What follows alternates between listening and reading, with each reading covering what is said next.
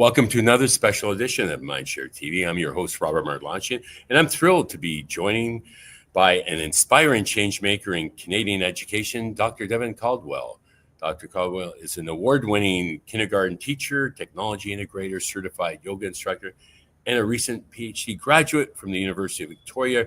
Her journey from the classroom educator to research scholar exemplifies what it means to embrace a growth mindset and lead through innovation. A past winner of Canada's Schools of the Future Challenge, Devon's passion for project-based learning, student wellness, and digital integration has not only transformed her classroom, but inspired educators across Canada. Devon, thank you, Dr. Caldwell, I should say. Welcome to Mindshare TV, and thank you for joining us this afternoon.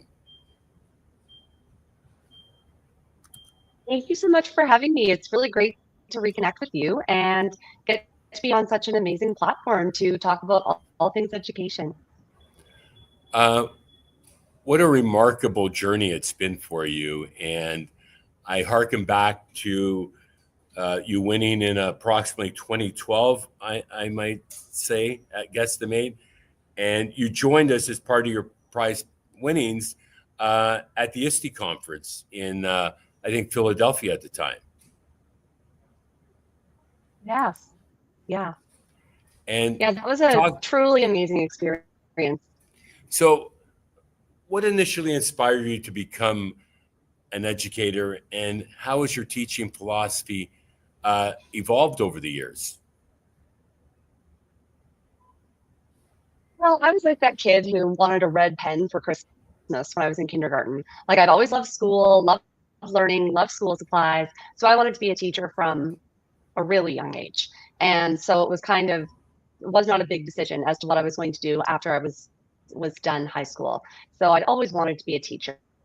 And I knew that I wanted to work with young children. So I started off in grade 1 and 2. And after about 9 years in grade 1 and 2, I shifted into kindergarten. And I've spent the majority of my career in junior and senior kindergarten.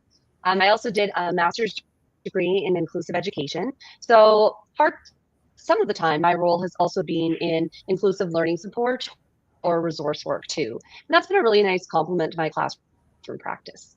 So that's been how I've spent the last 20 plus years.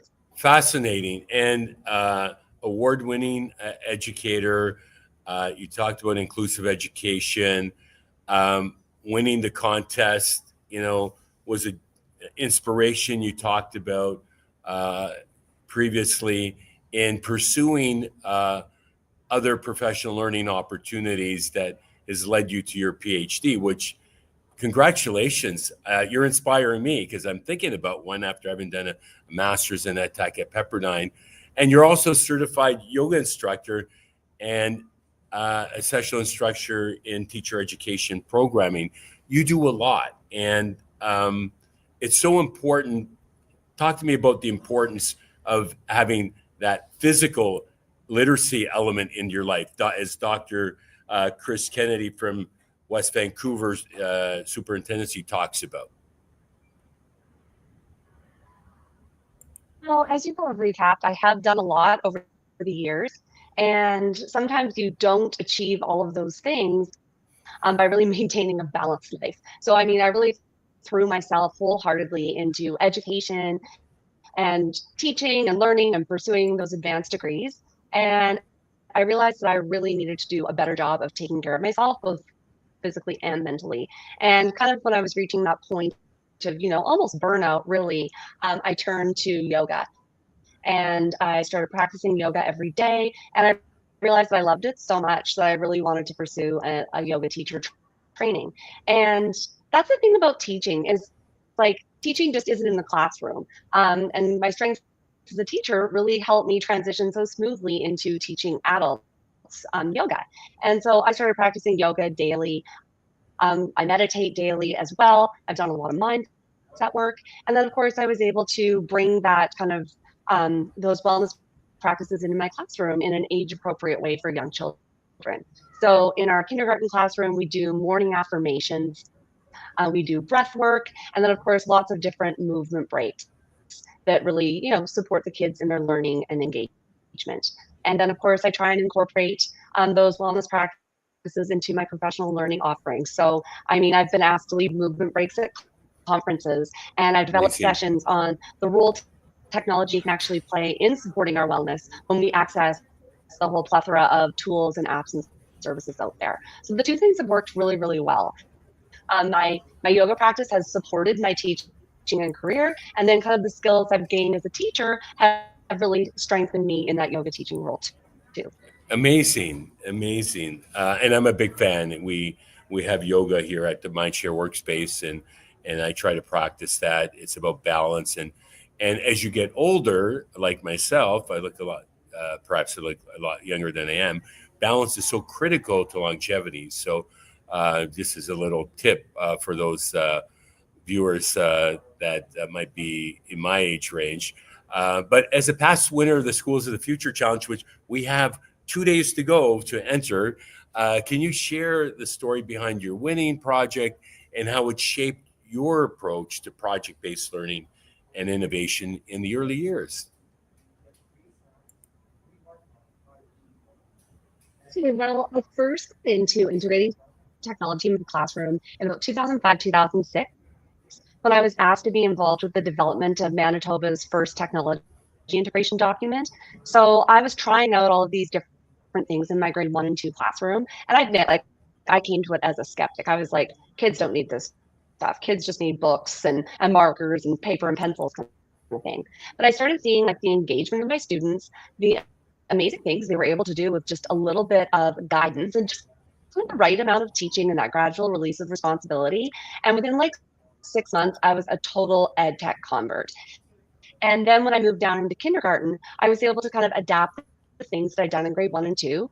And then, through my involvement with, Manitoba Education, with Microsoft, their educator program, I was able to collaborate with all kinds of different classrooms around the world, try out all different kinds of things. And I was just so amazed by like how naturally my kids took to using technology. I recognized how important it was to make really intentional choices about how and when to use technology. And I thought I'd kind of struck a really good balance. And that was my motivation for filming my award-winning video, Good Night 21st Century Learners, where we just showcase some of the practices and the tools that worked so well in our 4 and 5-year-old classroom. I wanted to document my practice, but also show other early years teachers who can sometimes be skeptical too about what's possible and what can really enhance teaching and learning in an early years classroom. Amazing. And the journey put you on to talked about the ISTE conference, going first time going to the ISTE conference. Yeah, that was just an absolutely incredible experience. I've been fortunate to attend a few Microsoft and Education Global Forums, which are huge educator conferences that feature a lot of innovative practices. But I mean, there's not thousands of teachers there. So I mean, the sheer scope of an ISTE conference and the huge numbers of teachers. I think the year I went to Philadelphia, there was something like 17,000 educators there. Just a variety of sessions, like the expo hall. Like I spent like 2 days there, I think. So it was just kind of offered me yet another opportunity to connect in different ways with educators, learn about everything that was going on out there, and then also receive kind of affirmation that what I was doing in my little tiny rural school was pretty cutting edge and innovative too. So that was a really good feeling to know that just because I was located or were outdated or not current. So that was really affirming for me.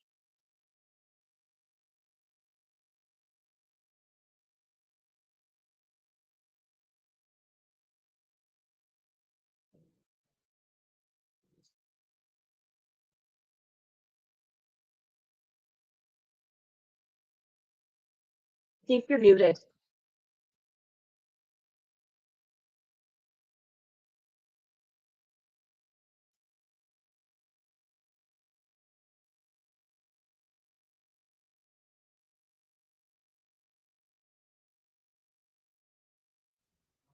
So once again, congratulations on your successful doctoral thesis. What inspired the topic, and talk to us about the impact of the research you did through the University of Victoria. Well, originally, when I started pursuing a PhD, I wanted to research project-based learning because that's a pedagogical approach that I'm really, really passionate about. However, my supervisor kind of steered me in another direction, and she really encouraged me to look at things that I've always like either been kind of annoyed by, or things that have always kind of like raised a reaction in me, or something that I've always been puzzled about. And something I was always puzzled about was a really varied uptake in ed tech in early years. And aside from what went on in my classroom and the handful of kind of innovators all over the world that I connected myself with, I really didn't know what was going on in Manitoba classrooms, other than the fact that when I was leading professional development, I sometimes received a lot of pushback.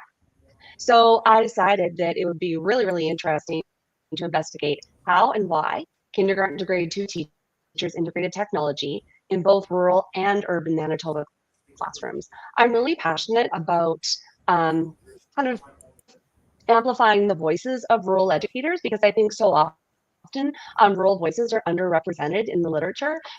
So I really wanted to make sure that I highlighted the rural component and contrasted it with an urban component. So I started off by doing an online quantitative survey to all the K-2 teachers in a rural school division and in an urban school division. And then I used that for participant recruitment. So I recruited 2 urban teachers and 2 rural teachers. And then I spent almost a year collecting data through interviews, conversations, and student work samples to really, well, try my best to develop a rich description and vignettes of each teacher's classroom practice so I can answer my research questions of how and why they use technology. Fascinating, and I look forward to reading more about that because it certainly is an area that we're passionate about and address it. The challenges of getting beyond pockets of innovation on a daily basis, right?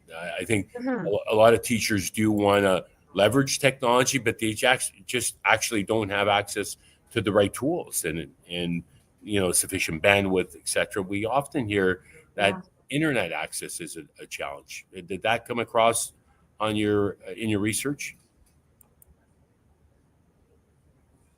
It's so interesting you bring that up.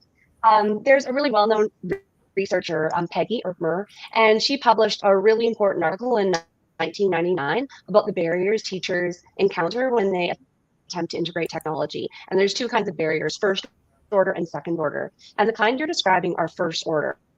And first order barriers are lack of access to devices, poor internet bandwidth, lack of support in terms of professional development or coaching.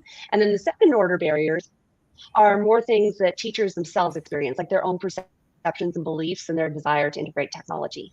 And so in my study, my teachers didn't express any second order barriers.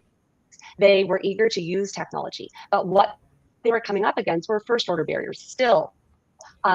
Access to devices as well as internet, and that of course support and professional learning.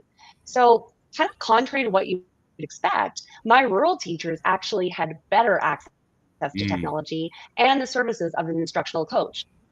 My urban teachers, on the other hand, they had like one classroom iPad, if they had that, and then an interactive whiteboard or panel. So I mean, my urban teachers actually experienced more first order barriers than my rural teachers, which was kind of surprising to me.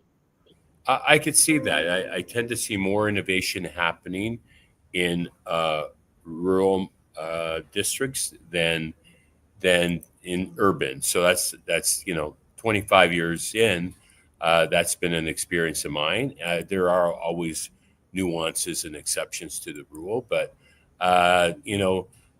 getting to that ultimate one-to-one or digital equity challenge is something we still address beyond COVID, especially Dr. Steve Jordan's from U of T, who was my co-chair of our past EdTech Summit, talked about the great snapback, where teachers tended to revert to their old ways after COVID. One district took all the devices back that were handed out to kids to achieve one-to-one during COVID, and put them back in the schools, and they never got their computers back that they had. So there are a lot of logistical challenges that exist, and I think it's a matter of time. And as devices become less costly, perhaps it'll be an issue that goes away. Any thoughts on that? I think it's really interesting because we know the first thing teachers need is access to devices, because it does make it really hard for them to integrate technology when they don't have those devices or that solid internet. However, what I found out was my rural teachers, although they had, quite impressive access to devices, they used them in different ways from my urban teachers.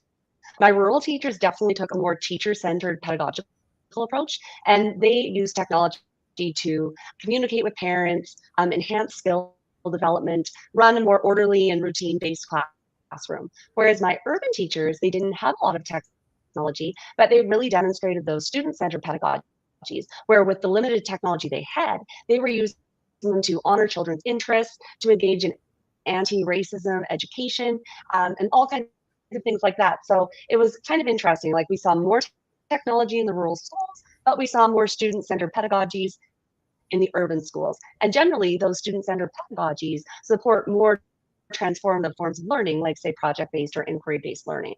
So I really enjoyed, learning more about that. And of course, I'm only describing the practice of 2 rural and 2 urban teachers. Obviously, before we could generalize, we would need to do a much broader study. But I certainly Well, found what I learned in my research really, really interesting. well, it's an incredibly valuable study that you did. And is it available online? It is. You can find it on University of Victoria dissertation space. So it's on, like, it's publicly available. I have to admit that kind of like a 250-page dissertation really isn't a very digestible read. And I have turned it into a journal article that I am submitting to ISTE, because I am doing a research paper presentation at ISTE in San Antonio this June. So hopefully that condensed dissertation with the more relevant information and interesting findings will be available soon.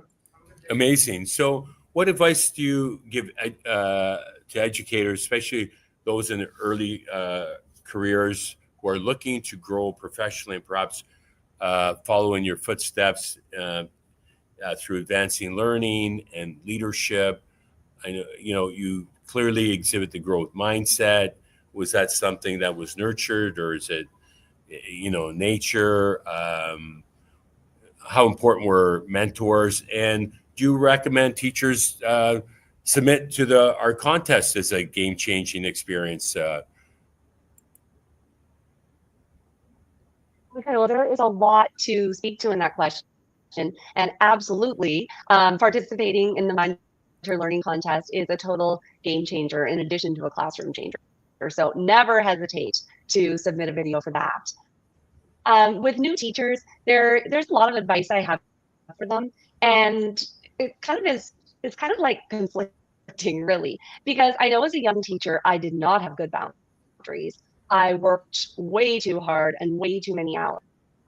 However, I don't know if I'd be where I am now if I hadn't put in that time in my career, if I hadn't said yes to every opportunity that came my way, because I said yes and ended up doing some pretty incredible things. But would those really fall under maintaining strong boundaries or saying no to things? No.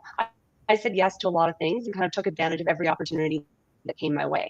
15 years into my career, I realized I was totally overdone. And that's when I really started to, I don't think the word balance is really a very useful word, but when I started to make wellness practices a part of my daily life and get more focused on what I truly wanted. So I think what I would say to new teachers is you need to know the wellness practices that support you and make time for them every day, probably before you go to school, because you'll be too tired when you come home. I do really encourage educators to say yes to things and try out new things. And even if you don't know exactly how to do it, say yes and figure it out after. Like, that's why we have AI there to help us. We've got so many supports that we can access. And just not to be afraid to innovate and try different things. Like, every school building has its own culture, and sometimes innovation is actively discouraged. It's about following the mandated programs and kind of falling in line. But don't be afraid to try new and different things, even if you're the only person in your building doing it. That sounds like it can be isolating, but it's also about surrounding yourself with great people, even if they're not in your same building. So I'm sure you've heard, like, we're kind of the sum of the 4 people we spend the most time with. I think whether that's professionally or personally, I've been really fortunate to have an incredible administrator who has always supported me the whole way through whatever I needed, because she always knew she could trust me and that I had the students learning uppermost in my mind.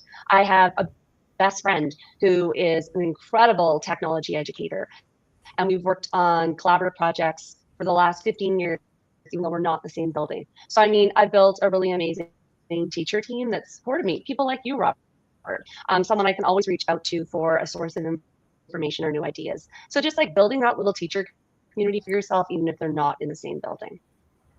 And I guess last of all is, if you're not having fun anymore, then it's time to find something new and different to do. And there's so many options open to you in education. So don't stay one place because you think that's the only thing you can do. You'll be surprised with what comes your way. Brilliantly said. Dr. Caldwell, thank you for sharing your passion, research, and inspiration with us today. Your journey reminds us of this incredible impact educators can make, not only in the classroom, but across the broader learning landscape. To our viewers, be sure to follow Devon's work and connect with us at mindsharelearning.ca as we continue celebrating educational excellence and innovation across Canada. Don't forget to submit your videos, teachers. There's 2 days to go to enter Canada's 17th Canadian Schools of the Future Student Innovation Challenge. My name is Robert Martelacci, and until next time, stay healthy, stay safe, and keep the learning curve steep.